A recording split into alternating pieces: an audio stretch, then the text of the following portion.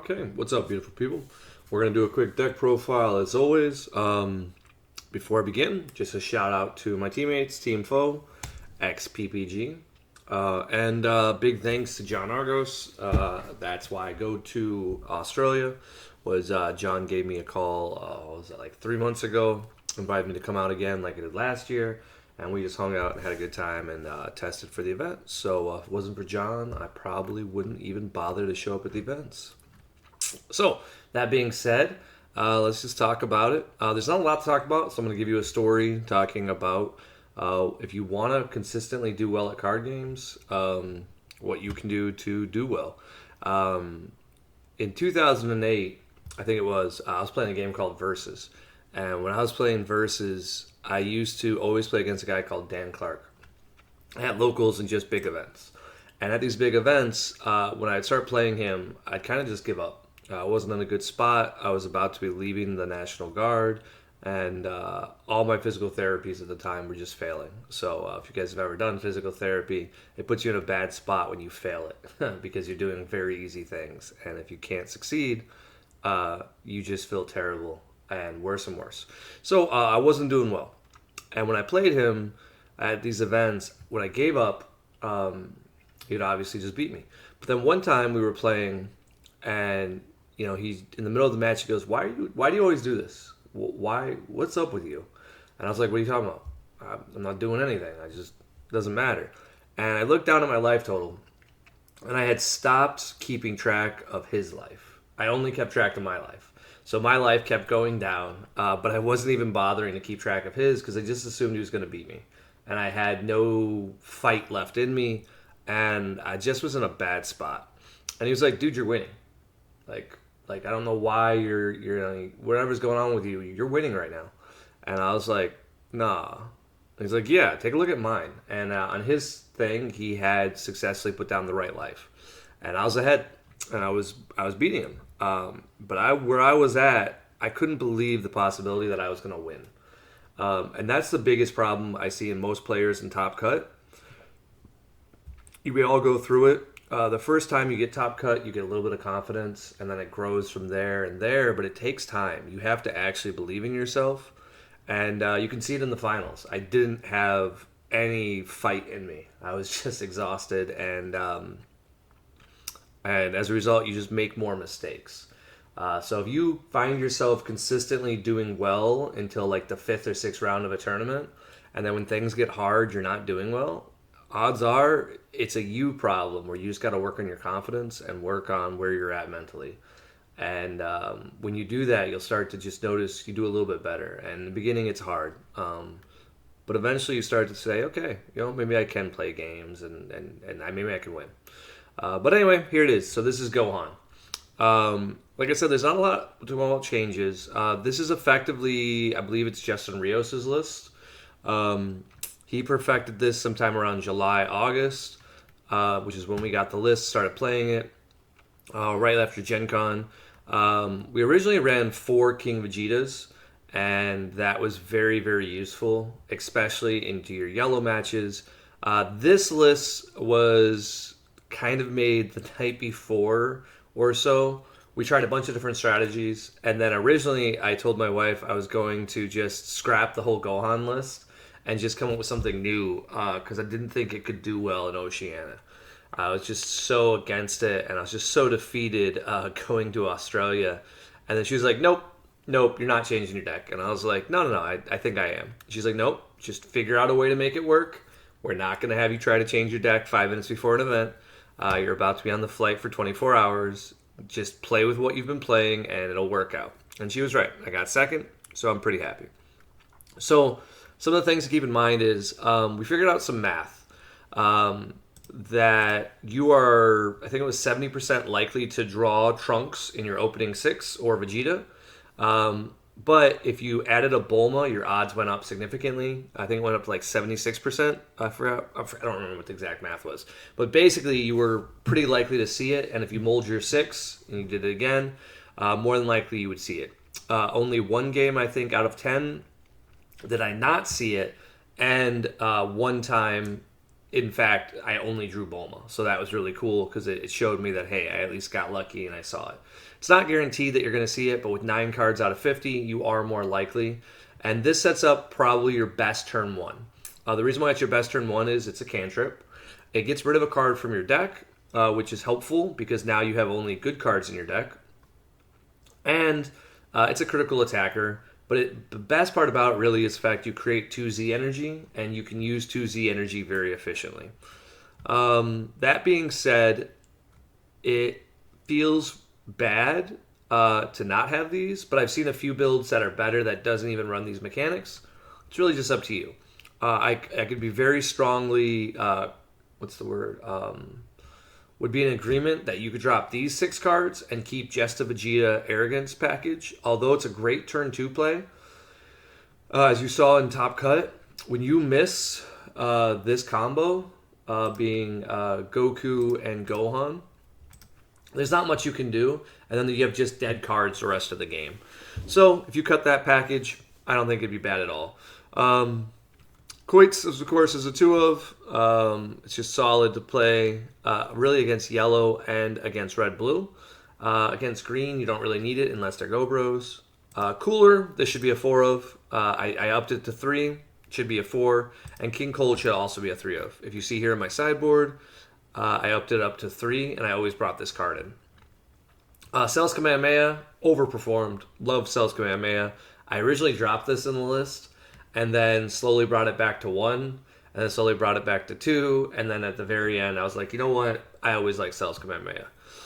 So this is a great example of one of the problems with, I'm going to talk about next, is, I'll be honest, testing partners was really hard for me. My team was pretty busy with the holidays, so I was trying to get ready for it, and to be honest, I don't think Team Foe just had time to really help me with the Oceania, because like they had just got the cards in, and so we didn't get a lot of great games in practicing wise. And so I put this card in specifically for one purpose. It was like a last minute ad, and I read it wrong, so I didn't get to play this card until top 8. Okay, so unless it came like up super late, so it never mattered. I never really got to play with this card, but my thinking behind this card was this is a great turn 3 play because it only requires me to have 3 energy, which is not what it says, and a Z extra, which I always have, right? So I can keep up defense, swing with a battle card, and then if they don't kill it, I'm in a great spot. Well, 10 rounds never came up on turn 3, and then in top 8, I went to cast it, and my opponent was like, no. And I was like, yeah, that's why I play it. And he was like, nope, that's not how the card works. I read it again. And I'm like, no. And I showed it to him. And he was like, no, you read it again. And I was like, all right. And I read it again, and I was like, nope, okay. So this card you can just cut. That's basically it. It doesn't work in the deck because your biggest issue is on the play, you don't have a turn 3 play. And I don't know how to fix that right now. I almost think this becomes your turn 3 play. Being the Gohan and the Goku strategy maybe, and then we play something else like a Cells Kamehameha on 2. I got no idea. But it changed up my whole dynamic, and so yeah, this was terrible. The only time it was helpful was against a green player on like my turn 4 when I played the mirror. He had King Vegeta out, and I was able to play this card, swing with it, clear it, between the combination of this and this for 1 energy, and he had to get rid of some cards. So when you figure out that math, it was no big deal. Cooler, man, this card was awesome. I loved having access to this. The original intent was everyone kept telling me that red was the best going into this set, and I believed it. Like I said, I didn't get a lot of testing in. This was meant so I could beat Brawly 1-drop, so I could keep 3 open and then play this card for 1, and then if they tried to crown me, I could stop it. That was not what I used it for, obviously. I played U7 almost every single round, especially once I was 4-0. It was just U7 from then on. I think actually it was round 3, whatever. But I played like 5 out of 8 rounds. It was a lot of U7. So this card let me put their 3-drop in the drop. This was very, very, very relevant, especially if they went first. So if they went first, we purposely on turn 2 would set it up where we would use one of our free negates on one of their swings, being Unequal Rage, and put this in the drop. We already would have our field out and our Z extra, and so we could keep one up on their turn 3 for cooler, and that would more likely let us win the game. If they didn't play their burn card on 3, or we had already cleared it, it also just let us keep up that extra energy. I was so focused on that and the burn that I lost to John, so clearly had to figure out when to do it as opposed to always doing it. You see here we tried just different stuff that was for top cut. I didn't want to lose to like a random Beerus deck, so I had this as a singleton in my main 50. I always sided it out. But blue kind of can't deal with U7, so it didn't really matter. King Vegeta, same thing as a 1-of. I wanted to be able to beat like a Gogeta type decks if I had to be passive. I think this almost let me win against John in the finals, but I've never went straight hand control before, so I didn't really know how to like seal the deal. And then last but not least, I always have a Majin Buu. He just lets you beat anything that you can't beat, and I just like that card as a 1-of. The rest of the list is pretty generic. Matchup-wise, Cooler was probably the MVP. Every game on the play or on the draw, he felt great to cast on 3. So I really think that this could be a great card just to always play, especially because if you're using Hyperbolic Time Chamber, you have access to Brawly. So it's just phenomenal. Ironically, when we talk about Sideboard and the ban list, it didn't really matter. So one of these spots, I think it's actually this Meta Cooler. This used to be Android 16 in my Sideboard. We cut this from the main after the last Orlando event I won, because I realized only against red matchups that I actually care about Android 16. I didn't mind being Gohan, and I should have talked about it at the start. The whole reason we ran Gohan for this event, I ran Gohan for this event, was Gohan is the best going second leader in the game, in my opinion. So he's a phenomenal going first. You love it when a plan works out perfectly, right? But going second, this defensive ability lets you cantrip and do certain effects on your opponent's turn, and it lets you just set up better defense, better filtering, all that stuff. It makes it very, very good. As a result, you kind of prefer to be your leader because this ability to combo a card is very, very powerful. One of the best things you can do is play like a King Cold. They'll attack a battle card, you combo away that King Cold, and then put a card at the bottom to draw 2 new cards. You haven't lost any tempo, and you've got rid of a card from your hand you didn't want. That's like the dream. Well, those situations came up a lot, and the fact that this card can alternative awaken is very useful. If you cut, obviously, Son Goku and Gohan, one of the biggest negatives is you don't have that. But we had cut that for a Frieza, Android 16, because I thought a Frieza would do more for me, and I learned that during teams. So we had a side event, and someone played Black Mass Saiyan against me, and I couldn't kill it, and I was like, oh, that's a problem. So we brought this in. This also would have dealt with it. I just wasn't running it at the time, and I didn't know it. As you guys saw, I screwed up. I didn't use this card properly in the finals. I didn't really use the green option too often. I just like it as a 10K, but this was a phenomenal card. And that being said, if you see here, a lot of my sideboard was useless. So my playstyle, I like to play cards and attack when I'm just being passive. It creates too many possibilities, and too many possibilities gets me confused. So when you big Armoire, you're effectively just buying yourself a turn, which doesn't feel good against U7 because they just sing with their leader and you don't have any blockers. And so you're going to either take their leader swing or you're going to be using cards to combo just to like not die. Because you can't afford to go to 3 in that matchup very consistently because they'll just burn you to death. So I don't really like this card, but it was meant to be there for Gogeta. Also meant for Gogeta. And then Yamcha the Cunning was for Beerus. Meta Cooler, once again, Gogeta. Haru, man, I love this card. It's a fun card just to bring in. Against yellow and green, it's silly. If your opponent taps out, it's the best time is to cast this. You get an energy back. It feels really cool. And then, of course, I run 4 of SS Vegeta because, in my opinion, hand control is the hardest deck for Gohan to beat.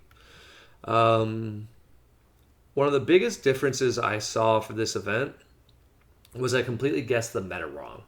And when I say completely, I mean, like, wow. So I knew U7 would be played. I assumed I'd play U7 in like the final 2 rounds, maybe the occasional, starting thing. I did not expect so many well-tuned decks. Like I said, me and John had worked on his list, and I thought it was really good, but I didn't think it was going to be that popular. Like when we built the list, I was like, okay, this is a good yellow deck. But one of the things I wasn't thinking about was the fact that it was very easy to make, and it's honestly not a very expensive deck when you think about it. When it comes to yellow U7, most of the cards are just commons and uncommons, and then there's only a few SRs, and it's not like this card game's very expensive anymore. There's no TPs, so very cool that people were able to make it, and then they crushed with it. So I think top 16 was half, which is a sign that the deck is a lot better than I gave it credit for. For Latin America, I don't know what I'm going to play. I would imagine I just make this list better, cut some cards. I have no idea. All I can say is I'm still tired from the trip, and I haven't quite got there. But I do know I probably will lose some of my Gogeta tech, and probably like cut these two just to be more Majin Boos, and then just go like a late game strategy maybe, because I don't think Gogeta can survive. And I guess that's the last thing I'll talk about. Is this format is going to be decided by U7, and I think that U7 will be the boogeyman or anything else. Just because if you can't beat U7, you're not going to do well. Makes sense, right? But it's more so that some strategies just don't work at all. Mechabora, they like to swing with certain types of battle cards, and they like to remove your cards from the drop. Well, in the beginning of the game, you don't really have any cards in the drop to remove, so they're not getting those little bit of advantages. But then also, you're not taking that early damage, right? They have a 20k early. You can combo out of it if you want to. It's very easy to get out of their attacks. Pan. I saw some people commenting on it, and they were like, oh, you don't even attack the first few turns. You're just playing a card, passing turn, playing a card, passing turn, and then in one big swing, the idea is that you just go for it, which sounds terrible to me as somebody who used to play Pan. Just because that means that they're going to be at 6 life and you're going to try to push a lot of damage. And they have so many floodgates, you can't do a lot as Pan. SS4, very popular at the event, at least in the area where I was for rounds 2 and 3. And then none made top 16, as far as I can tell. Same issue. Like a 16k into U7 is not going to do a lot. And a bunch of attacks isn't going to stop the deck. It can handle going wide pretty well thanks to Nimbus. Same problem of why the biggest deck I was actually afraid of and why I wanted to drop this deck was I kept losing online to that new future Gohan deck. I couldn't beat it. Like every time I played on Untapped, it just beat me. It has free crit, it has all these cool tools, and Gohan just folds to that deck. Well, I played it once and I won the dice roll, and I was able to barely beat it. Okay. During the Oceania, and I mean barely. Like I think I actually won because I coolered, and that was when he used his floodgate, and then I had a 35k in my Z energy that I planned ahead of time, and then I played my Gohan, and he was at 3, and he didn't negate the attack, and I was able to be like, okay, combo this card, burn you for 1 from my hand, and paid the 1 energy. So that was what, turn 5? Like turn 5, I was able to finally kill him. This deck is not meant to go to turn 5. So just keep that in mind, is that whatever you're trying to build, you have to focus on the decks that can beat U7, like Jiren. Jiren did very well, I guess, in both Europe and at Oceania, and that was because it can go underneath and can attack a lot. So if you have anything that can attack a lot, like I don't know if you guys remember my old U7 skillless version, that deck I imagine would do very well, right? It'd be a budget version. But especially in earlier turns, you can swing with 10Ks and then force him to awaken and then just keep doing big attacks. But then also, you can play different cards to stop them from having some of those strategies. And I think it could just be good. If SS4 was in the format, SS4 would be a great counter because you'd be comboing just as much as they were comboing. That being said, that's all I got for you guys. Is just have fun with the game. I'll see you guys at the next Nats, and just enjoy it. Because the way I look at it is, I don't know how many more Nats we have, and this was a fun time to play cards. Yeah, enjoy. Thanks.